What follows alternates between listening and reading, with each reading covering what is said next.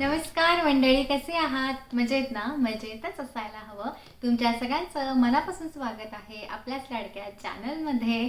आणि व्हिडिओचा विषय तुम्ही वाचलाच असणार. अमेरिकेमध्ये जे नवीन येणारी लोक आहेत भारतातून, तर त्यांच्यासाठी हा खास आम्ही व्हिडिओ बनवतोय की जेणेकरून त्यांना या व्हिडिओ थ्रू काहीतरी हेल्प होईल, एक अंदाज येईल हिशोबाचा. आणि त्याकरता आपला हा आजचा व्हिडिओ. त्या अगोदर जर तुम्ही अजून आपल्या चॅनलला सबस्क्राईब केलं नसेल तर लगेचच सबस्क्राईब करा आणि बघत राहा आपला आजचा video. Every single day I'm gonna make something great. That's my way. या व्हिडिओमध्ये आपण डिस्कस करणार आहोत अमेरिकेमध्ये साधारण महिन्याचा खर्च आपल्याला किती येतो. त्या अगोदर मी स्टुडंटला महिन्याचा खर्च किती येतो हा व्हिडिओ ऑलरेडी बनवला आहे सेपरेट आपल्या चॅनलवर. तर त्यामध्ये मी संपूर्ण टॉपिक्स कव्हर केले आहे. शिक्षणाचा खर्च, घराचा रेंट, ग्रोसरी वगैरे वगैरे जे काही खर्च खर्च खर्च आहेत आपल्या महिन्याचे, त्याचा एक स्पेशल ब्लॉग बनवला आहे ज्याची लिंक मी खाली डिस्क्रिप्शन बॉक्समध्ये देते, ती सुद्धा नक्की बघा. आणि आजच्या व्हिडिओमध्ये आपण डिस्कस करणार आहोत फॅमिलीसाठी किती खर्च येतो. त्यामध्ये फॅमिलीमध्ये जर तुम्ही 2 जण असाल किंवा फॅमिली ऑफ 4 जशी की आमची आहे, तर त्याकरता किती खर्च येतो त्याबद्दल आपण आजच्या व्हिडिओमध्ये जाणून घेऊया. तर आजचा पहिला जो एक्सपेन्स आहे तो आहे अकोमोडेशन. मध्ये तुम्ही आयदर अपार्टमेंट किंवा टाउन होम रेंट करू शकता किंवा तुमचं स्वतःचं घर विकत घेऊ शकता. अगेन ह्याचे काही फॅक्टर्स आहेत ज्याच्यावर हे डिपेंडंट आहे. तुम्ही सिटीमध्ये राहता किंवा सबर्ब्समध्ये राहता, तुम्ही कुठल्या स्कूल डिस्ट्रिक्टमध्ये आहात आणि तुम्ही ज्या लोकेशनमध्ये राहता त्याच्या आजूबाजूला किराणा दुकान, ग्रोसरी स्टोअर किंवा बाकीचे हॉस्पिटल्स म्हणा, क्लिनिक्स म्हणा किती ॲक्सेसिबल आहेत ह्याच्यावर पण अवलंबून असतात. तर साधारण तुम्ही जर अपार्टमेंट रेंट करत असाल तर again depending on the size of the apartment, 2 bedroom असेल तर साधारण 1800 ते $2000 तुम्हाला पडेल. तुम्ही टाउन होम रेंट करणार असाल तर तेवढंच तुम्हाला पडेल. टाउन होम ऑलमोस्ट 3 बेडरूम तर टाउन होम तुम्हाला $2000पर्यंत पडेल. तर उदाहरण द्यायचं झालं तर तुम्ही जर न्यूयॉर्कसारख्या शहरामध्ये राहणार असाल तर तिथे 1 BHK अपार्टमेंट तुम्हाला साधारण $2500 ते $3000 पडतं. ते जर तुम्ही न्यूयॉर्कच्या बाहेर राहिलात किंवा छोट्या शहरात राहिला मिनियापोलिससारख्या, तर ते तुम्हाला तेच 2 बेडरूम अपार्टमेंट किंवा 3 बेडरूम अपार्टमेंट तुम्हाला ऑलमोस्ट $2000 एवढं पडेल. हाऊसिंग मार्केट इथे खूप एक्सपेन्सिव्ह आहे. साधारण तुम्हाला जर सिंगल फॅमिली होम घ्यायचं असेल तर अगेन डिपेंडिंग ऑन तुम्ही कुठल्या स्टेटमध्ये आणि शहरामध्ये आहात त्याच्यावर अवलंबून आहे. पण ऑन ॲव्हरेज तुम्हाला सिंगल फॅमिली होम 3 बेडरूम तर घ्यायचं असेल, 3 to 4 बेडरूम, तुम्हाला $600 ते $700,000पर्यंत चांगला सिंगल फॅमिली होम मिळेल. आणि मग परत त्याचा जे इंटरेस्ट रेट आहे त्याच्यावर अवलंबून तुमचा जवळजवळ जो EMI मंथली EMI असेल तो 3000 ते 3500 एवढा पडू शकतो तुम्हाला. आता हा जो खर्च झाला तो हा रेंटचाच आहे, फक्त अपार्टमेंट रेंट करण्याचा. याच्या व्यतिरिक्त तुम्हाला युटिलिटीजचा पण खर्च बसतो. अपार्टमेंट रेंट करणार असाल तर इथे तुम्हाला गॅस, वॉटर, सुवेज, इलेक्ट्रिक हे 4 युटिलिटीज बसतात. त्यामुळे खर्च ऑलमोस्ट $200 to $250 तुम्हाला एवढा येईल. तर अगेन इट डिपेंड्स. समरमध्ये साधारण तुम्ही AC वापराल तर एसीचा हा जो खर्च AC इलेक्ट्रिकवर चालतं तर तुमचं इलेक्ट्रिसिटीचं बिल जास्त येतं समरमध्ये. तेच विंटरमध्ये तुम्ही हीटर जास्त वापरणार आणि most of the Times heater गॅसवर चालतो, तो गॅस तर तुमचा खर्च जास्त येतो. सो हा खर्च थोडा वर खाली होऊ शकतो. युटिलिटीज व्यतिरिक्त बऱ्याच अपार्टमेंट्समध्ये बाकीच्या फॅसिलिटीज असतात. त्यांचं स्वतःचं स्विमिंग पूल असतं, टेनिस कोर्ट असतं किंवा जिम असतं, तर हा एक वेगळा खर्च असतो. तुम्ही जिमची फॅसिलिटी घेत असाल तर त्याचा I think monthly again depending तुम्ही कुठे राहता, पण अपार्टमेंट ती सोसायटी म्हणू शकतो आपण किंवा कम्युनिटी, त्याचा मंथली साधारण खर्च असतो $10 ते $15. परत तुम्ही जर स्विमिंग पूल वापरणार असाल त्याचा वेगळा खर्च असतो, सेम $10पर्यंत असतो. तर हा पण एक खर्च इन्क्लुडेड असतो. ऑब्व्हियसली तुम्ही ह्या फॅसिलिटीज वापरल्याच पाहिजेत असं नाही. तुम्ही बाहेर पण जिम मेंबरशिप लावू शकता, हे तुमच्यावर आहे. तुम्ही जर घर विकत घेणार असाल तर हा मंथली युटिलिटीजचा खर्च वेगळा असतो. तर कारण की ऑब्व्हियसली घर मोठं असतं किंवा टाउन होम तुम्ही रेंट करणार असाल तर तुमचं गॅस आणि इलेक्ट्रिसिटीचा जो हा खर्च असतो तो थोडा वाढतो. कारण की डिपेंडिंग ऑन किती तुमचा युनिट आहे. अपार्टमेंट छोटं असतं, घर मोठं असतं, तर ऑब्व्हियसली हा जो गॅस आणि इलेक्ट्रिसिटीचा आहे तो वाढतो. तर साधारण आता मी सांगतो आमचं जे आहे 3 बेडरूम, गॅस आणि इलेक्ट्रिसिटीचा तर मी सांगितलं तसंच विंटरमध्ये आमचा गॅसचा खर्च जास्त येतो. ऑलमोस्ट $200 ते $300 तुम्हाला गॅसचा खर्च असतो. इलेक्ट्रिसिटीचा वेगळा असतो. इलेक्ट्रिसिटीचा खर्च साधारण $80 ते $100 येतो. तर तुमचा घराचा साईज किती आहे त्याच्यावर हा युटिलिटीचा खर्च व्हेरी होईल. आता पुढचा एक्सपेन्स आपण बघूया, तो म्हणजे कार. ट्रान्सपोर्टेशन खूप इम्पॉर्टंट आहे एक कुठेही जाण्याकरता. तर अमेरिकेत तुम्ही आतापर्यंत बरेच व्हिडिओ बघितले असणार, तर त्यामध्ये तुमच्या एक गोष्ट नक्कीच लक्षात आली असेल की इथे लोकांकडे प्रत्येक घरात एक कार असतेच. कारण कार नसेल तर इथे आपल्याला कुठेच जाता येत नाही. कारण महत्त्वाचं म्हणजे जेव्हा आपण मोठ्या शहरांमध्ये राहत असतो, न्यूयॉर्क यासारख्या शहरांमध्ये, तिथे बसेस असतात, पब्लिक ट्रान्सपोर्टेशन भरपूर असतं आणि तेव्हा आपल्याला कारची गरज भासत नाही. आणि शक्यतो कोणी तिथे कार चालवतसुद्धा नाही, कारण रस्त्यावर प्रचंड ट्रॅफिक असते. मग अशावेळी आपल्याला तिथे सबवे परवडते किंवा बसेस परवडतात. पण जर तुम्ही सबर्ब्समध्ये राहत असाल तर तेव्हा तिथे कार आपल्याला अत्यंत गरजेची असते. कारशिवाय आपलं काहीच पान हलत नाही. आणि त्याचा खर्च जर तुम्ही इथे रेंटचा पण ऑप्शन असतो, कार आपण लीजवर घेऊ शकतो. तर लीज म्हणजे तुम्ही 3 वर्षाचं लीज इथे मिळतं आणि अगदी नवी कोरी करकरीत गाडी आपल्याला मिळते 3 वर्षाकरता वापरायला. आणि त्याचं मंथली आपल्याला भरावे लागतात पैसे. तर ते साधारण तुम्ही कुठली कार घेत आहात त्यावर डिपेंड करतं. मग तो साधारण खर्च असतो फ्रॉम $300 to $600. तुम्ही कुठली कार घेत आहात, अर्थात घरामध्ये 2 कार घेत आहात का 1 कार घेत आहात त्यावर सुद्धा तुमचा मंथली बजेट डिपेंड करतो. त्यानंतर इथे जर तुम्हाला विकत घ्यायची असेल स्वतःची गाडी, तर इथे सेकंड हँड कारची किंमत साधारण 10,000 पासून स्टार्ट होते. तुम्हाला कुठली घ्यायची, मॉडेल कुठलं घ्यायचंय त्यावर ते अवलंबून आहे. राईट. आणि किती माइल्स ती कार चालली आहे ऑलरेडी त्यावरून त्याची किंमत ठरलेली असते. आणि नवीन कार साधारण 50,000 ते 60,000 तुम्ही विकत घेऊ शकता. हा असा साधारण इथे कारचा एक्सपेन्स आहे. त्यानंतर कारला लागणारं गॅस. आता सध्या इथे गॅस, पेट्रोलला इथे गॅस म्हणतात आणि इथे गॅसच्या सध्या खूप वाढला आहे भाव. तर अदर दॅन दॅट कार वॉशचा खर्च, कार मेंटेनन्सचा खर्च, तो एक मिसलेनियस खर्च असतो, ज्याची एक वेगळं आपण साधारण हिशोब लावूया. तर बऱ्याच वेळेचा तुम्ही लीज घेत असाल तर ती लीजवाली कंपनीज त्यात ते कव्हर करते, त्यामुळे आपल्याला सेपरेट असा खर्च भरावा लागत नाही. पण जर स्वतःची कार असेल तर अर्थात तो एक वेगळा खर्च येऊ शकतो. तो साधारण आपण $50 to $100 म्हणूया, डिपेंडिंग ऑन काय डॅमेज आहे कारवर त्यावर.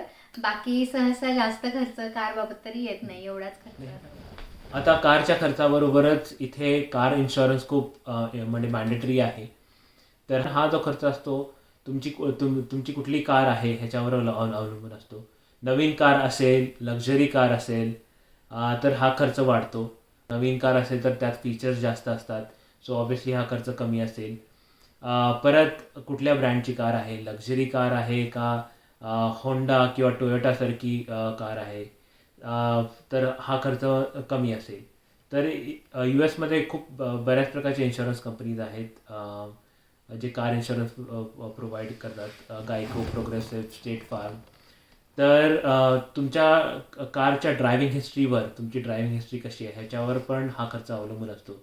तुम्ही पास्टमध्ये ॲक्सिडेंट्स नसतील, काही व्हायोलेशन्स नसतील तर हा इन्शुरन्सचा खर्च कमी येतो. आणि परत इन्शुरन्समध्ये तुम्ही वेगवेगळे कव्हरेजेस असतात.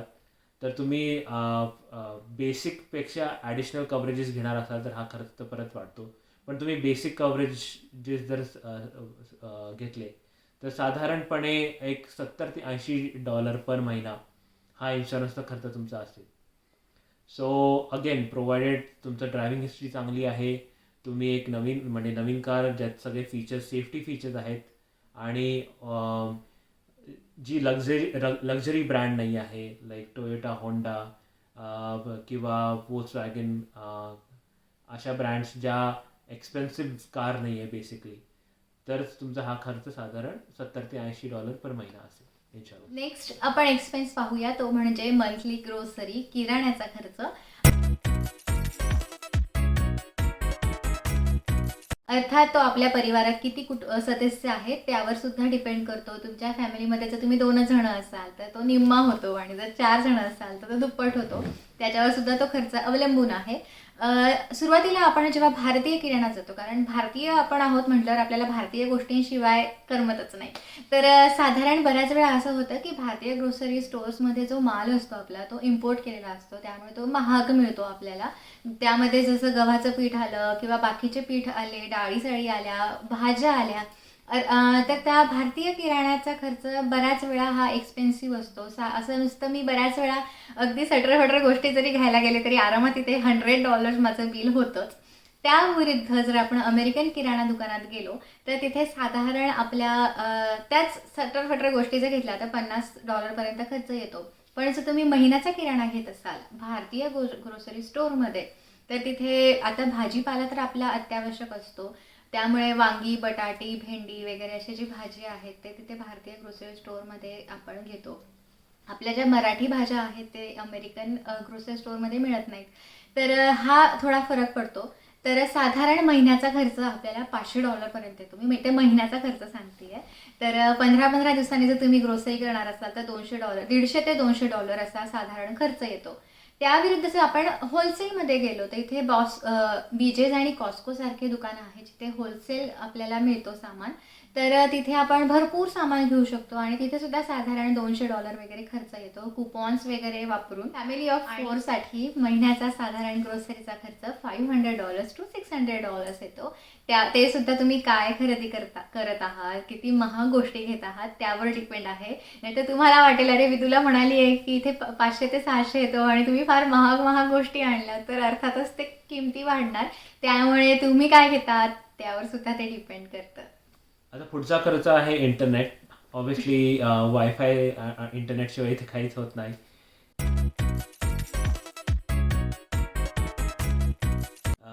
तर इथं प्रामुख्याने 2 मोठ्या कंपनीज आहेत इंटरनेट प्रोव्हायडर्स, कॉमकास्ट आणि व्हरायझन.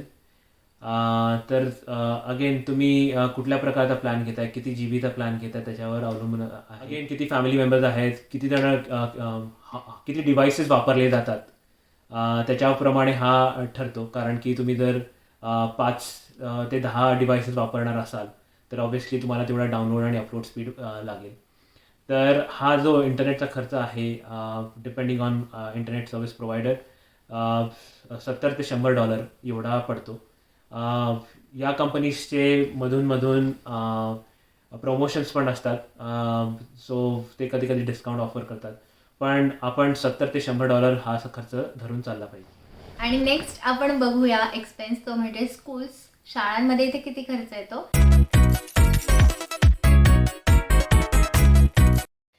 तर जर तुम्हाला तुमच्या मुलांना पब्लिक स्कूलमध्ये घालायचं असेल तर ते कम्प्लिटली फ्री आहे एज्युकेशन. आणि पब्लिक स्कूलसुद्धा इथे खूप चांगले आहेत जसे की प्रायव्हेट आहेत. आणि जर तुम्हाला प्रायव्हेट स्कूल्समध्ये घालायचं असेल मुलांना तर ते $1500 साधारण महिन्याचा खर्च येतो. तसं बघायला गेलं तर तेवढंच उत्तम शिक्षण पब्लिक स्कूलमध्ये सुद्धा मिळतं, पण बरेच लोक प्रिफर करतात प्रायव्हेट स्कूलमध्ये घालायला. आणि त्या व्यतिरिक्त डे केअर आपण बघूया. ज्यांच्या घरात लहान मूल आहे, दोघंही पेरेंट्स वर्किंग आहेत, सो त्यांना डे केअरमध्ये मुलांना पाठवावं लागतं. आता अर्थात इथे फुल डे 5 days a week मुलांना पाठवणं बऱ्याच जणांना परवडत नाही, कारण डे केअरचा खर्च इथे खूप आहे. तर डे केअर साधारण इथे $1000 ते $2000 पर्यंत, किंवा काही डे केअर्समध्ये $3000 पर्यंत आपल्याला पैसे भरावे लागतात पर चाइल्ड. तर बऱ्याच वेळा पालक काय करतात की आठवड्यातनं 3च दिवस पाठवतात किंवा 2 दिवस पाठवतात किंवा हाफ डे पाठवतात. तर त्याप्रमाणे तुम्ही इथे पैसे वाचवू शकतात. किंवा एक पेरेंट 1 दिवस घरी राहील, दुसरा पेरेंट तेव्हा वर्क करत असेल, असं काहीतरी तुम्ही तिथे ॲडजस्टमेंट करू शकता. बऱ्याच स्कूल्समध्ये डे केअर्समध्ये असं होतं की ते स्वतः लंच आणि सगळं प्रोव्हाइड करतात, स्नॅक्स वगैरे. त्यामुळे त्यांचं जास्त असतात पैसे, फीज खूप जास्त असते. आणि काही डे केअरमध्ये आपण स्वतः मुलांना डब्बा द्यावा लागतो, तर त्या ठिकाणी थोडंसं कमी असते ट्युशन फी. तर आणि परत कुठल्या एरियामध्ये आहे तुमचं डे केअर, ॲक्सेसिबल आहे का वगैरे, त्यावर पण त्या किमती ठरत असतात. तर ही सुद्धा एक गोष्ट आहे. आणि परत तुमच्या घरात किती मुलं आहेत, किती मुलांना तुम्ही डे केअरमध्ये पाठवतात, त्यावर सुद्धा एक्सपेन्स ठरतो. तर साधारण डे केअरचा खर्च हा $1000 ते $2500 पर्यंत आपण इथे धरूया. पुढचा खर्च जो आहे तो आहे हेल्थ इन्शुरन्स. US मध्ये बऱ्याचशा कंपनीज म्हणजे ऑलमोस्ट ऑल कंपनीज हा हेल्थ इन्शुरन्स जो आहे एक्सपेन्स कवर करते.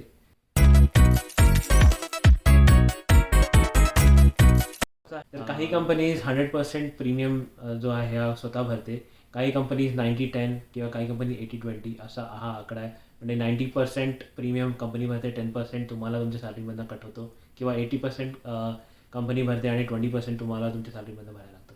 तो डिपेंडिंग तुम्ही कुठल्या कंपनीमध्ये आहात आणि ते त्यांचा रूल काय आहे त्याप्रमाणे तुम्हाला थोडा हा खर्च बसू शकतो. नेक्स्ट खर्च आहे तो आहे टॅक्सचा खर्च.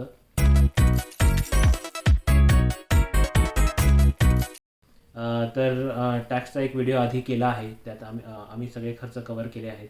पण साधारणपणे तुम्ही जर घर विकत घेणार असाल तर तुम्हाला प्रॉपर्टी टॅक्स, त्या एरियाचा school district tax, township tax, county tax हा साधारण भरायला लागतो. तुम्ही टॅक्स फाईल करताना पण तुम्हाला खर्च बसतो. तुम्ही CA कडून करणार असाल आणि तुम्ही तुमच्यासाठी प्लस तुमच्या स्पाऊससाठी हा टॅक्स फाईल करणार असाल तर तो साधारण $150 ते $200 एक CA चार्ज करतो. तुम्ही ऑनलाईन भरणार असाल तर depending on either turbo tax आणि HNR हे 2 ऑनलाईन ऑप्शन्स आहेत अवेलेबल. तर ह्यांचा पण खर्च साधारण $100 ते $150 आहे. आणि ह्या व्हिडिओमध्ये मी डॉलरप्रमाणेच रुपीजमध्ये सुद्धा किमती दिल्या आहेत. कदाचित त्यावरून तुम्हाला अंदाज येईल की किती खर्च आपल्याला इथे होतो. हे सगळे झाले जे खर्च आम्ही सांगितले ते सगळे मेन, म्हणजे जे तुम्ही अवॉइड नाही करू शकत हे खर्च होते. ह्याच्याशिवाय तुम्हाला ऑब्व्हियसली इतर ॲक्टिव्हिटीज, तुम्ही पार्टिंग बाहेर जाऊन पार्टी करत असाल किंवा रेस्टॉरंटमधला तुमचा बाहेरचा खाण्याचा खर्च, किंवा तुम्हाला खूप मूवीज बघायला आवडत असतील शिवसारख्या तर येस हा पण खर्च असतो. तुम्ही रेस्टॉरंटमध्ये बाहेर खाणार असाल तर अगेन तुम्ही जर एथनिक क्युझिन असेल, इंडियन असेल, चायनीज असेल, तर हा खर्च साधारण 3 ते 4 जणांचा खर्च $50 ते $60. शिवाय इथे टिप पण असते, तो साधारण $70 ते $75 एवढा येतो.